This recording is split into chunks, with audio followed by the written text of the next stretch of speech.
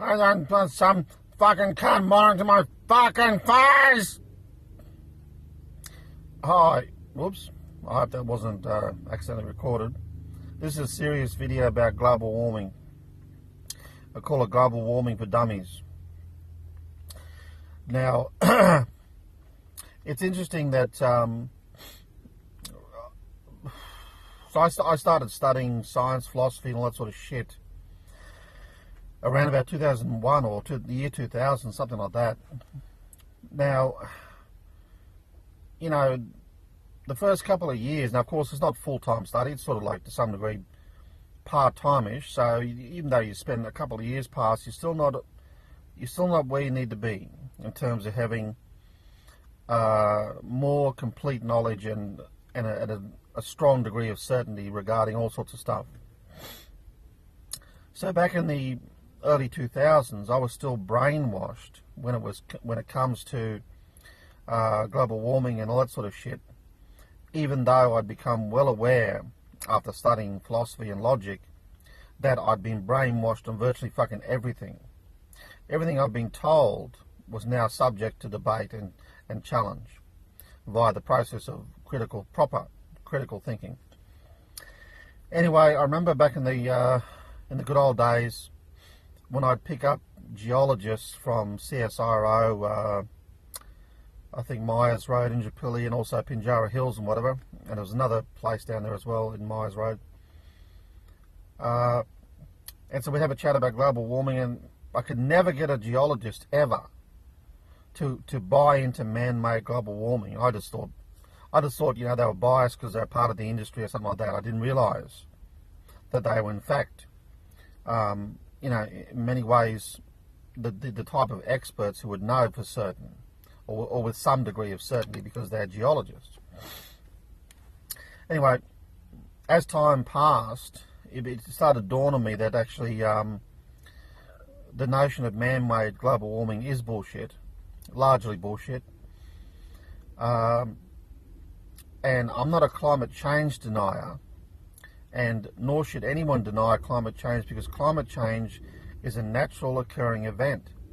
It seems to happen every 30 to 40 years all by itself, and it also happens on the other planets that we can observe. And there's no industrial society up there, so it does it all by itself. Now, you may not be aware that weather is actually a result. You know, weather is actually the transfer of radiation via the sun. The sun inputs radiation into the system, into the biosphere, and then there's a transfer of that heat energy throughout the system and out back into space, and it's an ongoing process. So that's a problem whereby, you know, regardless of what we're doing in a sense in terms of emissions, if the solar activity is such and there's a high input, it could just blow away what we're doing anyway. And so even if we were to halve what we're doing, because of so much solar activity, it would be meaningless. Except there'd be a hell of a consequence in terms of the difficulty and the possible toll on economics and jobs, etc. Now, of course, that's not to condone the destruction of the environment. Like, I'm very angry with the way we fucking treat the environment, very angry. But of course, a sensible resource-based economy would actually virtually solve that problem.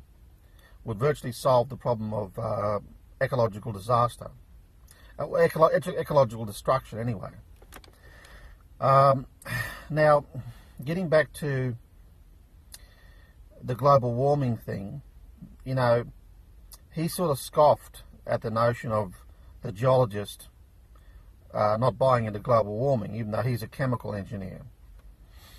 Anyway, so we're just having a chat about this, and what I noticed is that, you know, I explained to him that all these various scientists had made predictions over the years regarding these disaster scenarios of, you know, 10-foot rise in sea level, 1 billion deaths by 2020 or something or other, or 2010, climate-related deaths, 1 billion, polar caps melting, everything you can think of, right?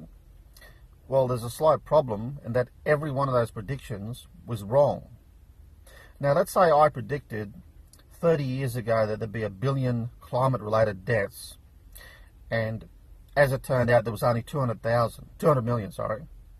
Now, even though I'd be out by 80%, it's not like my predictions and warnings were irrelevant, because 200 million people were still killed. So you'd still grant me with some degree of credibility, even though you prefer my accuracy perhaps to be better. But you couldn't say I didn't warn you. But when you predict 1 billion people dead through climate change, and the result is virtually only maybe a couple of thousand, you can see how stupid that and how ridiculous that prediction is. And it must also be understood that these predictions, especially these long-range disaster scenarios, are fundamentally computer models. Now, for someone to have faith in a computer model, at some point you actually have to be accurate. So if you make 10 predictions and you're wrong 10 times, why would I believe you the 11th time? I wouldn't. You'd have to somehow prove to me that the validity of the models they're using to make these predictions. And so I was trying to explain that to him, and he tried to fob me off with, oh, complex calculations and blah, blah, blah. Well, you know, so I'm technically a layman, even though I've studied philosophy and science, but you can't fob me off with that horse shit, because you have to prove to me and validate the scientific model you're using, or the computer model you're using, rather than just say, oh, look, it's too complicated, leave it to us, trust us. No, I don't trust you. I don't trust your bullshit. I don't trust your personal belief is wrong and biased, and you're brainwashed, actually.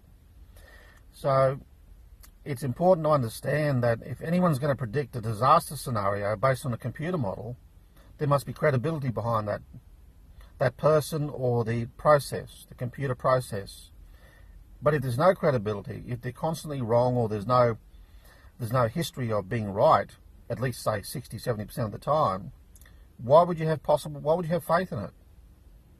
Well, what I'm getting at, I'm not, we want to preserve and conserve the environment, but in terms of emissions and shitting our pants that, oh my God, another fucking 100 parts per million of CO2 is going to fucking cause the end of the world. Where's your evidence for that? Remember, we've had ice ages with 4,000 parts per million. Now, and you're shitting your pants at 600 or 700 parts per million. Doesn't add up. So, I mean, it's important to understand, I'm not against climate change. I accept it's happening, but as to our degree, that's debatable.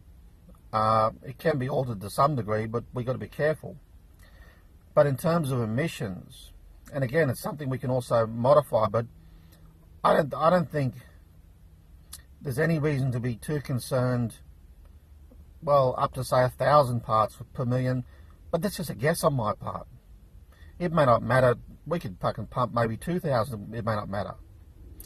But until you've got some form of proof, a process that can prove somehow, with some degree of credibility, I don't see how you can make any fucking disaster scenarios and expect any intelligent person to take you seriously.